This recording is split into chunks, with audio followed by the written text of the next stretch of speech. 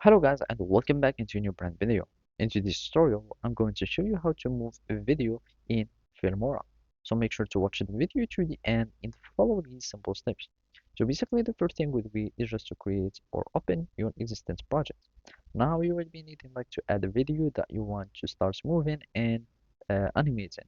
In my case, I will have this background here and I'm just going to add a sticker of a tornado. And basically this is my tornado. So I'm just going to download this content and basically it will be added into my video. So now after that I have my content here, we will be needing to have this small, let's consider it as a tornado to be moving. And here I'm just going to make it in the length of the video. And basically now to move it, we will need just to select it.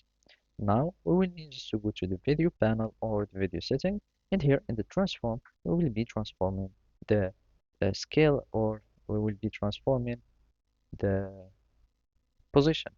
And here we want in the first position to be like here. So I want it to be here, and then at this time we want it to go here, and then it will go, for example, up to here, and then you can start uh, moving your video. Now we are just going to visualize how this looks, and basically now it will be moving. And you can do that for all the position or all the properties of the video.